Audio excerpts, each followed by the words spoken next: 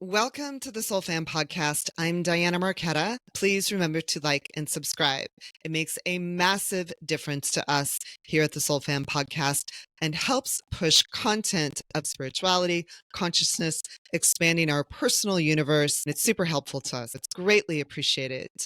This is part 2 of the Lucid Dreaming Journal that was inspired by Haley, the Lucid Mystic, who we interviewed in a previous episode.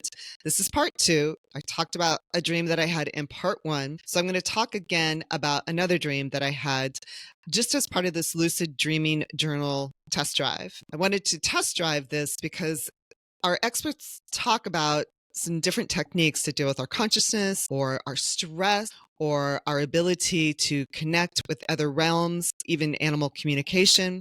So I took the Lucid Dreaming Journal for a test drive because I just wanted to see if it would help me in any way.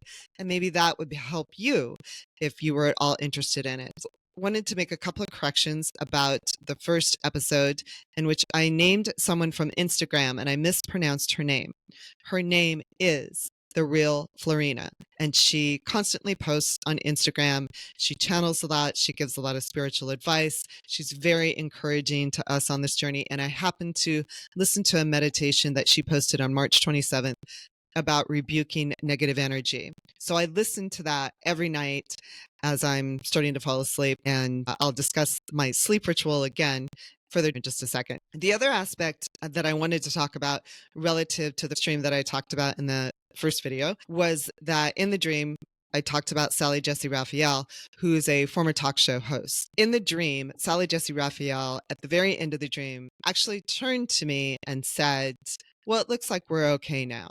And that was a reference to the fact that in the dream, there was a storm outside the windows, tsunami and an earthquake, something that was kind of terrifying. And she referred to that meaning we were actually safe and that we could proceed. And so she turned to me, said, "It looks like we're okay now." And she said, "You can take it from here." And I became her for just a moment.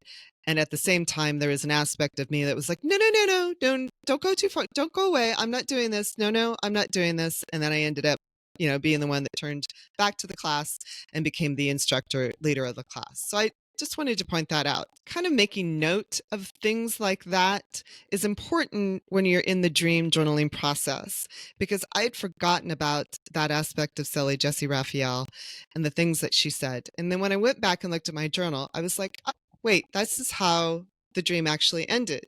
And I think that's important because it reveals something about you. It may reveal something about your future. It may reveal something about something you're desiring to do. It may reveal something about, your current reality and what it really means. So that's why it's important to make some notes, but right after the dream, and then go back to them again and just say, "Hey, wait a minute. You might remember something that's really important for your own spiritual journey, for your own self-growth, for your career, for your family, whatever it might be." So in the second dream, I'm going to talk about a friend of mine who's very spiritual as well, very high frequency. She's very psychic. She does not practice it professionally constantly. She does it sometimes. She does have a few clients, but she has another job and has incredible insights, and we kind of are on the same spiritual journey together. I have a few friends that it all coincided at the same time. I've been on mine probably since I was born, and more intensely in the last 20 years, and then sort of took another jump during COVID. So in this dream, this friend and I were driving down a gravel road on a hill, driving a dually Ford pickup truck. If anybody knows what a dually is, it has double wheels in the back and it's kind of a big truck. And I grew up on the farm. We were going past the original acreage of the farm that I grew up on, that my family came over to the United States in the 1800s. And that was the portion of the farm that's the original. It's my favorite part. We're driving past the pasture part of the farm where there's cattle. And that's also one of my favorite parts, cattle. And driving down the road, and there were big, huge ruts on either side of the road from erosion. Also, behind us, probably a good quarter of a mile or so, was someone whom I used to work for, who still owes me money, actually, and was following us in his pickup truck and was aware that we were in front of him. We were aware that he was behind us, but it was kind of inconsequential, or so at least I thought. So in the dream, my girlfriend's driving, and she works in the airline business. I'll just say that. And she happened to catch the tire happened to catch in a rut, and the whole truck turned parallel on the gravel dirt road and was sort of skidding down the hill. And I was thinking, oh no, her dad taught her how to fly an airplane, but she doesn't know how to, drive in the country. And I looked at her like, we're going to crash. This is going to be bad. And she just looked at me and she's like, yeah, I got this. And she kind of was very, very relaxed and nonchalant about it. And I was not completely freaking out, but I was super concerned. And however, as we were sliding down parallel on the hill, on the gravel dirt road, I did have this sense of comfort and this sense that we're fine. We're fine. And then she sort of gently just turned the truck and it went back the direction it was supposed to be going. And we proceeded. And she was sort of like, see, we drove down the gravel road, proceeded to the offices of the place that I used to work. And she dropped me off. It was a house actually with a screen porch, and there was a back entrance and a front entrance, and I went through the front entrance. She drove on. I knew she was going to circle back and pick me up at one point. And so I walked into the porch to pick up my tools, and the owner of the company who was following us, who I no longer work for, came in the back way and then walked up to me and he said, okay, so we've got this project and we got to get going. And so come on. It was sort of clear to me that it was going to be a consistent job at a lower pay rate, which I wasn't happy about. But part of me said, gee, maybe I should just take this consistent job at a lower pay rate. Maybe I can talk to him about the money he owes me. And, maybe I should do this. This is the practical thing to do. And so we walked out the door. He walked ahead of me. He went off to his truck, assuming I was going to follow him. I got to the edge of the road. I looked at him. I had my tools with me and my tool belt. And I looked down the other side of the road and no one was there. And I know he went on expecting me just to follow him. And instead, I turned to the right and walked down the road. And I knew my friend was going to turn around at some point and come pick me up. And I figured I'll just find her. It's not important. So it's just a really interesting dream in the sense that it was reassuring to me that, this is my journey. This is my spiritual path. This is what I'm supposed to be on. I did not get the sense of lucid dreaming. And that is something Haley pointed out to me, just kind of in reviewing my first video, was that I wasn't really lucid dreaming. I was dreaming, but it's like a step towards becoming a lucid dreamer. So that in a lucid dream, you actually sort of become part of the dream and you can control the dream and you can shift the dream. These dreams, I'm more of an observer at this point. I'm sort of a student. I'm learning. So she wanted me to be aware of that. So it's just been a really interesting part of this week's journey. I've had lots of other dreams. I've had days where I didn't think I dreamt, but I kept a journal anyway. What I found super helpful in keeping a dream journal, a lucid dream journal, is that I'm super aware of my mentality. It's not even my thoughts, but just sort of what's my vibe? What's my mental attitude for the day? What is my emotional well-being? What is going on around me? And I'm very aware of my presence in the 3D world, and then very aware of my presence in the 5D world. It's been really interesting. So I also wanted to point out a couple of tips in case you want to try lucid dreaming journaling. I just found it super helpful. And this has been sort of a crazy week in the 3D world, right? So there's a lot going on. I pray for everyone's safety, for everyone's loved ones. I'm not going to dive into any of the things that have happened this week in the United States or even around the world, but I hope and pray for everyone's safety. And I know that we can get super caught up in all of this. And part of this dream journaling kind of helped me just to keep my feet on the ground and my head in the clouds a little bit or in the 5D and have a really broad perspective over everything instead of getting caught up into it, which I think is probably easy to do right now because it seems very unclear what's going to happen in the 3D. But it sort of feels like in the 5D, hey, everything's kind of cool. So anyway, back to the journaling. First step, get a sleep ritual, have some sort of sleep ritual, where you're sort of going to bed and you're sort of curing up your body and your brain. Hey, we're going to sleep now. And I am fortunate in that I sleep very, very deeply. However, I will say that when I was first going through sort of the ascension path, I did not sleep well. I would sleep one night and then not sleep the next night. And that's kind of how I went for a couple of years. Now I seem to have sort of transitioned into some other aspect of ascension, and I'm sort of transported to another place during my sleep. It's really actually fun and nice and super soothing. I also know with empathy that many people have sleep trouble.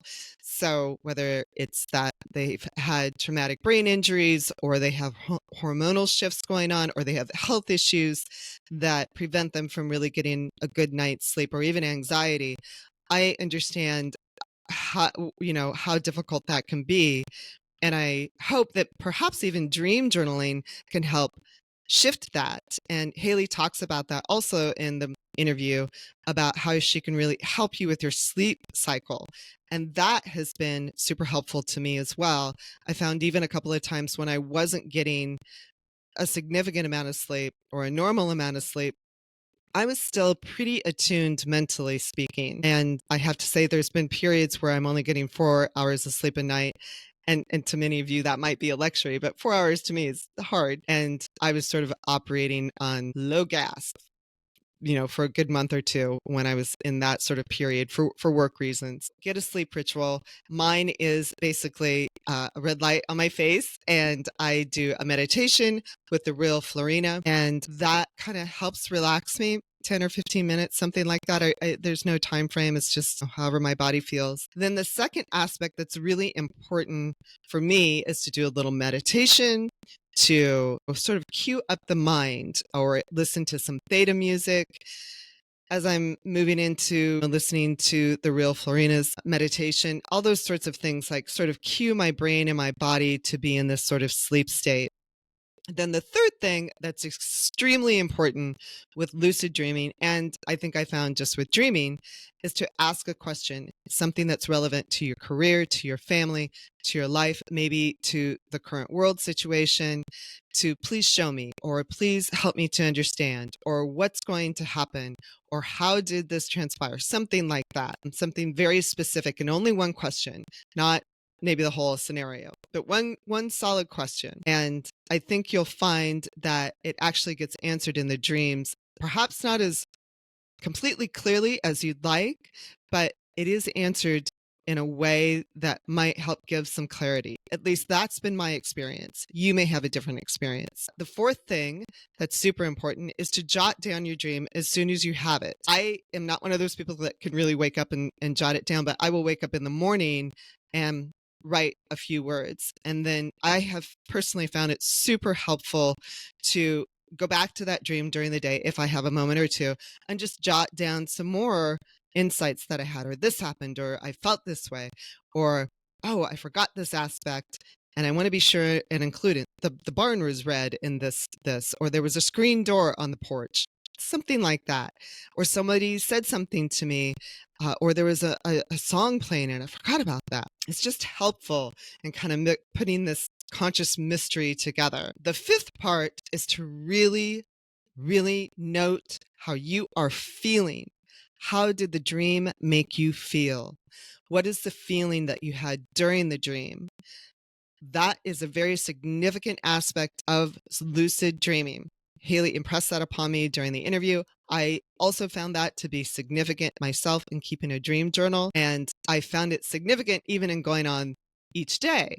I wouldn't necessarily feel the same way in the dream, but I would note it both in my dream journal and just mentally make a mental note of it.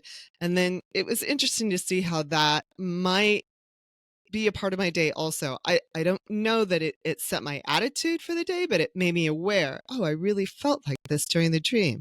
I really felt sad or happy, or I was desperate, or I was hopeful, or I had a moment of anxiety and then everything was cool. So that's just really important, which I didn't necessarily think about, because we kind of think about, what are the nuts and bolts of this? But there's also the feeling. That's really, really significant in lucid dreaming, in lucid dream journaling. So I hope this has been fun. Like I said, we're going to go back to the regular interview style next week. Might change things up a little bit again as we go along this summer, see what happens, maybe go out with a camera and film a little more again. But this was important to me personally to try dream journaling and to see what the results might be.